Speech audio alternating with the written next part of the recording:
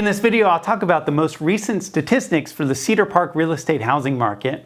If one bad sale in your neighborhood is a disaster for your home's value, the 4 types of homes you should sell this year and what homes you might want to stay away from if you're buying, why creating the buyer profile of your home is important if you want a positive return on investment for any home improvements, and who you should avoid listening to about real estate advice.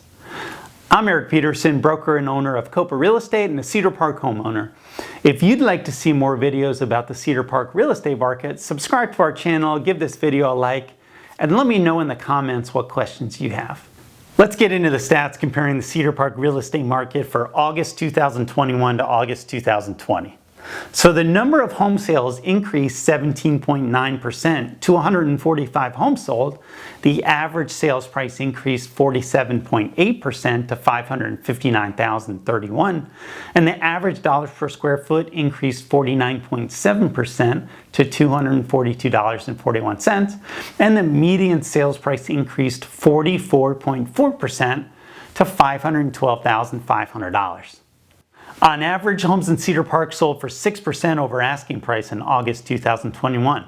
This was down from 8% over list price in July and 12% over list price in June, showing the market is trending towards a more normal market. Anecdotally, this is what we've been feeling in the market. Fewer buyers asking me if they need to pay 20% over asking price to get their offer accepted. So that doesn't mean if your home is special, you won't still receive 20 offers, but it does mean that the average home likely won't sell for 20% over asking price in today's market. So this is an important statistic if you're selling. I'm seeing homes being listed with other agents too low, anticipating getting offers $100,000 over asking price. And what's happening is if they are getting offers, but not what they expected, and then the sold price is lower than what it could have been.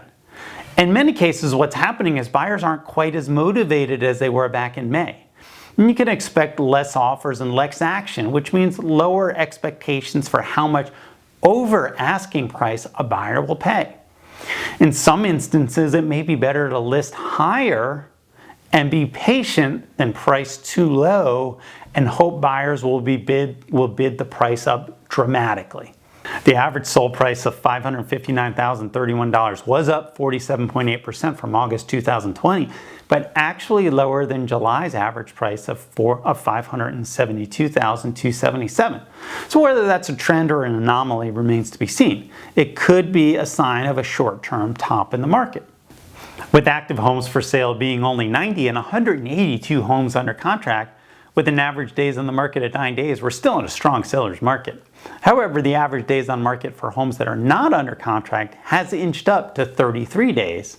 As I write this in Cedar Park, 13 homes were taken off the market completely without selling in the last 30 days, and 12 other homes are in hold status. I wasn't the listing agent for any of these homes, so I don't know the whole story.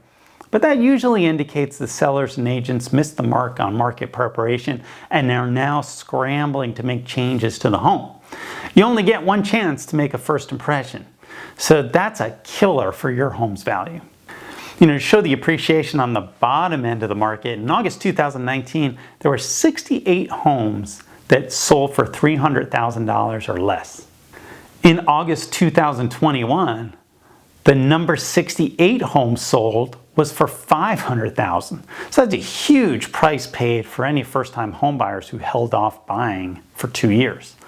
On the top end of the market, there were another 8 homes that sold for over $1 million. The high price last August was only $849,000. Compared to this year, there were over 15 homes that sold for over $849,000. Lowest priced home sold was in poor condition and sold at $265,000 in Buttercup Creek. And the highest priced home sold at $1,250,000 in Abrantes. And that was $275,000 over asking price. The smallest home at 999 square feet in Cedar Park Square, and the largest home sold was at 4,858 square feet in the ranch at Deer Creek. The home that sold at the lowest dollars per square foot was at $141.50 in Buttercup Creek, And the home that sold at the highest dollars per square foot was at $364.62. That was a small home on a really pretty lot in Anderson Mill West. If you're planning on selling a home in the next 6 to 12 months, be sure to sign up for one of our free online home selling workshops. Sign up today at copaworkshop.com. Now let's take a look at some of the other important things I've come across this month. Often when somebody calls me to sell their home, they're worried about another recent home sale nearby that sold for a low price and how that will impact the sales price of their home. Now, many realtors will tell you that's a disaster and you'll have to sell your home at a discount. The truth is, one sale doesn't make a market, either a great sale or a disappointing sale. Now, here's a map of 3 home sales. The sellers for the home that sold at $810,000 hired a different agent, so I didn't sell that one. That price was a disappointing price for me and the owners of these other 2 homes because we were going to sell the other 2 homes and they were the exact same floor plan as the home that sold for $810,000. What we did is, rather than sell it at a discount, we took a much more aggressive approach with our marketing and attracted buyers for both of these homes at our open houses, where I could show them other comparable sales and demonstrate that the $810,000 home sold too low and the homes that we were selling were worth more than that. In the end, we sold the other homes for $855,000 and $875,000 only a couple weeks after the $810,000 home sold. So if there's been a disappointing sale recently in your neighborhood and you think maybe you're going to have to wait to sell your home at a great price, give us a call before you put your plans on hold. Now, whenever you're thinking about selling and putting together a make-ready plan, the first thing that you want to think about is the buyer profile for your home. Who they are, where they're coming from, and most importantly, what turns them on and what turns them off. And I'll be the first to say that developing a buyer profile isn't foolproof. The largest home I've ever sold was to a single man who wanted to host large poker parties. Sometimes you just get lucky. But counting on luck isn't a good strategy. When I met with the sellers of 15508 Belfin Drive, we discussed what we knew about the likely buyers for their home. We also talked about the competition because I knew there were going to be 2 other homes about to be listed on their street, and both of those homes have superior floor plans.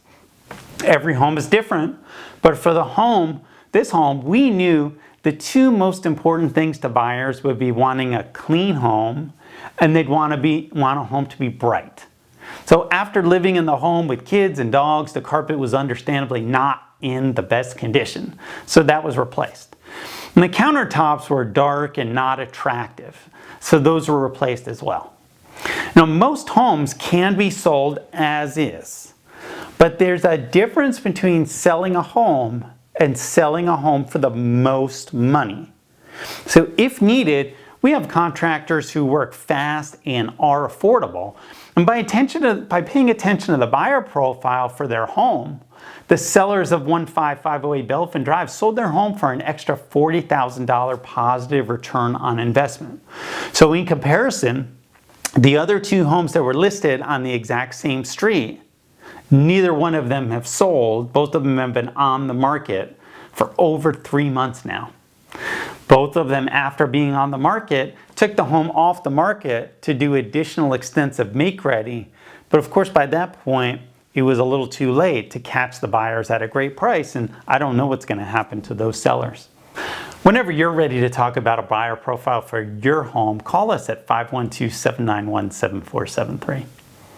Now, this month, you should also check out another video we made about the 4 types of homes you should sell before next year.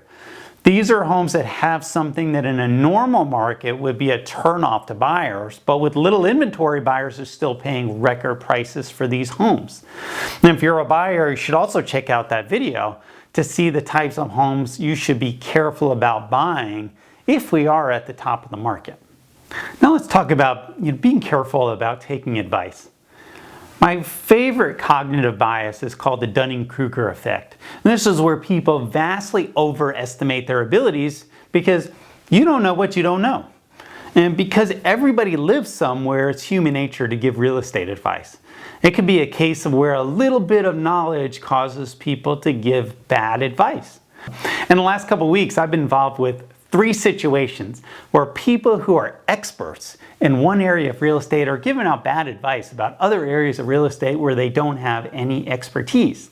So in one situation, an inspector told the buyer because of the plumbing fittings, the buyer wouldn't be able to get insurance for the house. As it turns out, I've owned a home for 13 years that's about 300 feet from this house with the same builder, and I've never had a problem getting insurance. And we had another closing where the mobile notary doing the signing told the seller she'd have to pay capital gains taxes. And that wasn't true, but it caused a great deal of anxiety for our client. And finally, a plumber hired to repair a water heater that wasn't working decided to give our clients advice about real estate contracts. And if our clients had listened to the plumber's advice, they would have really landed in some hot water. So all 3 of these people meant well. They all had good intentions. They just didn't know what they were talking about. And in the end, you'll be much better off getting insurance advice from somebody who's qualified to give advice in that area, for example. And now let's talk about foreclosures again. As we're coming to the end of governmental policies intended to limit evictions and foreclosures, I'm getting more and more people contacting me about buying a foreclosure. People are telling me if I know of a foreclosure they could buy for 65% of the value, to let them know. You know, with the amount of equity owners have, even owners who just purchased a home with large down payments, we aren't expecting a huge increase in foreclosures. In addition, from what we're hearing from asset managers who oversee foreclosure sales, we expect mortgage companies will be doing a lot of extra steps to give borrowers every opportunity for relief. That doesn't mean some people won't be in trouble. It's expected many of the foreclosures we'll see will come from people who were behind on payments before any of this started. You know, foreclosure can be financially devastating for a family for years to come. And given the amount of equity most homeowners have right now, there are much better options available. So if you have any other questions about your options, call me for a no-pressure conversation. I'll continue updating you on the Cedar Park real estate housing market. If you'd like to buy or sell a home in Cedar Park, contact me today or leave a comment below. I appreciate you taking the time to watch, and I appreciate your support.